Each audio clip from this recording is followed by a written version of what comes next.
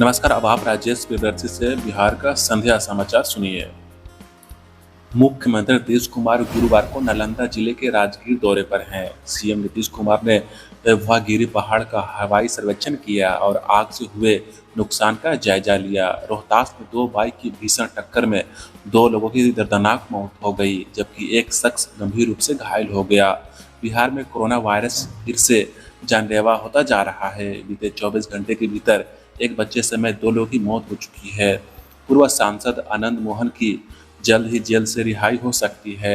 आज परिहार समिति की बैठक हो सकती है। मौसम विभाग ने पटना, गया, भागलपुर समेत 20 जिलों में आज हीट वेव की चेतावनी जारी की है। सीएम नीतीश कुमार गुरुवार को राजगीर दौरे पर पहुंचे। उन्होंने वैभवगिरी पहाड़ का हेलीकॉप्टर से हवाई सर्वेक्षण किया। इस पहाड़ पर 2 दिन पहले ही भीषण आग लगी थी, जिससे बहुत ज्यादा नुकसान हुआ था। सीएम नीतीश कुमार का राजगीर दौरा बुधवार को ही प्रस्तावित था, लेकिन उसे स्थगित कर गुरुवार को शेड्यूल किया गया। सीएम नीतीश कुमार ने हवाई सर्वेक्षण के बाद जिला पदाधिकारियों के साथ बैठक कर विकास योजनाओं की समीक्षा भी की। समस्तीपुर जिले के मुफस्सिल थाना क्षेत्र के इलाके में चकनूर वार्ड 2 में मोहल्ला में बुधवार रात जमीनी विवाद में भाइयों के बीच हिंसक झड़प हो गई। इस दौरान एक भाई ने दूसरे भाई और उसकी पत्नी पर धारदार हथियार से हमला कर दिया। हमले में दोनों पति पत्नी गंभीर रूप से घायल हो गए। उनका सदर अस्पताल में इलाज चल रहा है। पुलिस ने 3 लोगों को हिरासत में लिया है। बताया जा रहा है कि दोनों भाइयों के बीच जमीन को लेकर विवाद चल रहा था।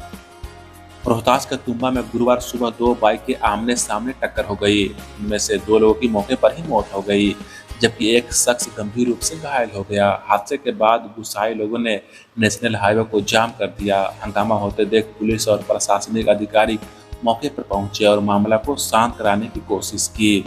मौसम विभाग ने बिहार के 20 जिलों में गुरुवार को हीट वेव की चेतावनी जारी की है।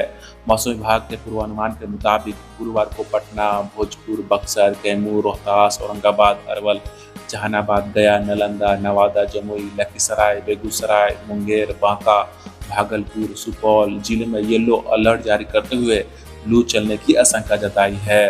इसके अलावा शेखपुरा और खगड़िया में भीषण हीट वेव चलने की आशंका भी जताई है। नवादा जिले में भीषण गर्मी को देखते हुए स्कूलों के समय में बदलाव किया गया है। जिलाधिकारी ने आदेश जारी कर कहा है कि स्कूलों में सुबह 6:30 से ही 10:30 के बीच कक्षाएं चलेंगी। 10:30 पर स्कूलों में कोई शैक्षणिक गतिविधियां नहीं होगी। अन्य कई जिलों में भी गर्मी को देखते हुए स्कूलों का समय कम किया गया है। मुजफ्फरपुर में 5वीं और खगड़िया में 8वीं तक के स्कूल बंद कर दिए गए हैं। बिहार में अपराधियों के हौसले बुलंद हैं। पटना जिले के पुनपुन में बुधवार को केवड़ा पंचायत के 52 वर्षीय पूर्व मुखिया नरेश सिंह को हथियारबंद अपराधियों ने दलान पर पंचायती करने के दौरान ही गोली मारकर हत्या कर दी। यह फायरिंग जमीन विवाद के मामले को सुलझाने के दौरान हुई।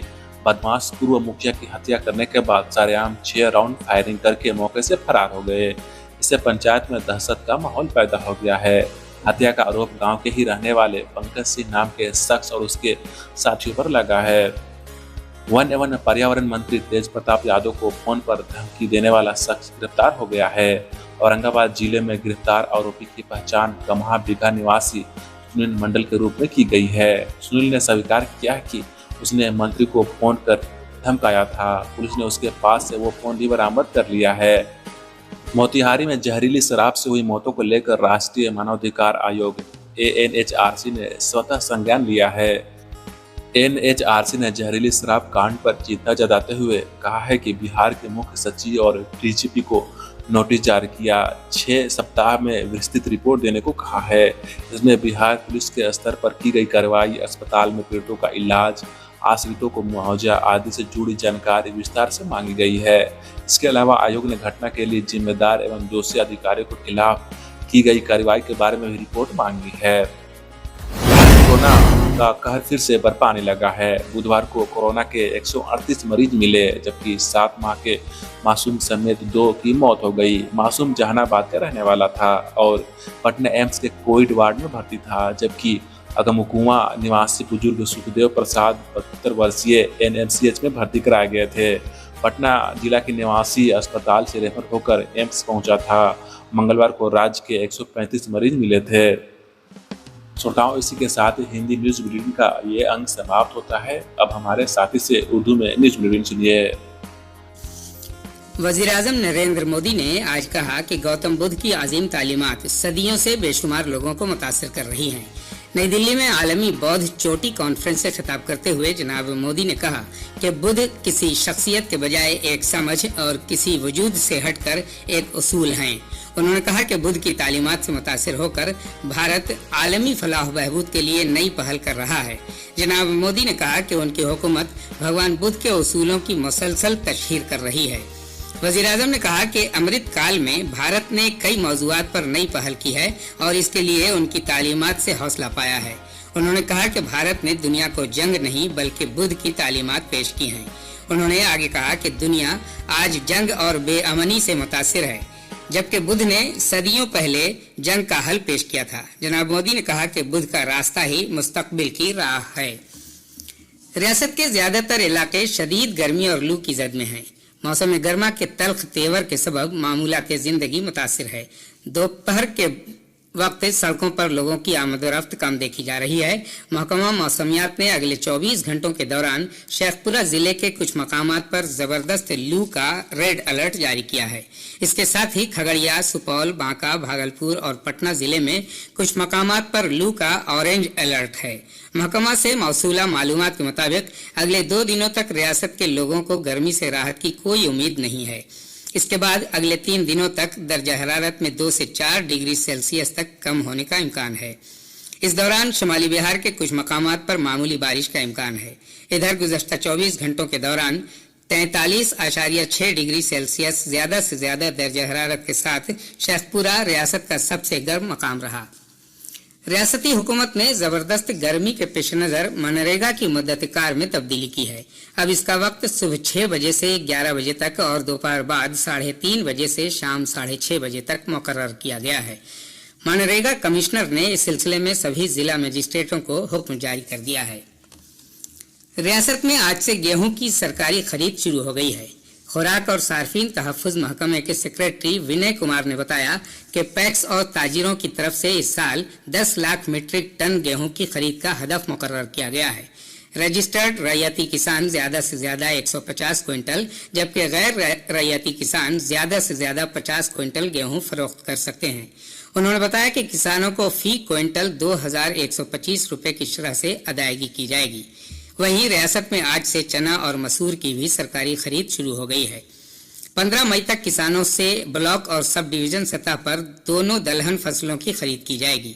चना का कम से कम सपोर्ट प्राइस 5,335 रुपए फी क्विंटल है, जबकि मसूर का मिनिमम सपोर्ट प्राइस 6,000 रुपए फी क्विंटल मुकर्रर किया गया है।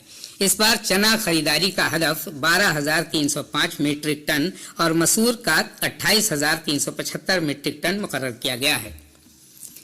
वज़ीर आला नीतीश कुमार ने राजगीर के वैभारगिरी पहाड़ी इलाके में आतिशज़दगी के वाक़े का हवाई सर्वे करके हालात का जायजा लिया। बाद में वज़ीर आला ने अफसरान के साथ मीटिंग करके आतिशज़दगी से जो नुकसान पहुंचा है उसकी तलाफी के लिए जल्द कार्रवाई करने की हिदायत दी। जनाब कुमार ने राजगीर में हर 3 साल पर लगने वाले मलमास मेले में आने वाले लोगों के लिए मुतबादिल इंतजाम को यकीनी बनाने की भी हिदायत दी। रियासत में गुज़श्ता 24 घंटों के दौरान कोविड इन्फेक्शन से 2 मरीजों की मौत हो गई। इधर रियासत में गुज़श्ता 24 घंटों में कोविड के 135 मरीजों की तस्दीक हुई है। महकमा सेहत के मुताबिक सबसे ज्यादा 67 मरीज पटना से मिले हैं। वहीं मुल्क में गुज़श्ता 24 घंटे के दौरान 12,591 लोगों में कोरोना इन्फेक्शन की तस्दीक हुई है। वजारत सेहत के मुताबिक फिलहाल मुल्क में 65,286 मरीजों का इलाज चल रहा है। इधर वजीर दिफा राजनाथ सिंह कोविड से मुतासिर पाए गए हैं। वजीर दिफा फिलहाल घर में ही क्वारंटाइन हैं और उनमें इन्फेक्शन की मामूली अलामत पाई गई है। मालदा रेलवे डिवीजन की जानिब से भागलपुर रेलवे स्टेशन पर मुसाफिरों की सहूलत के लिए 150 लीटर की सलाहियत का वाटर कूलर लगाया गया है। इधर कैमूर के जिला मजिस्ट्रेट सावंत कुमार की हिदायत पर शहर के 12 मकामात पर पियाऊ का नज़्म किया गया है।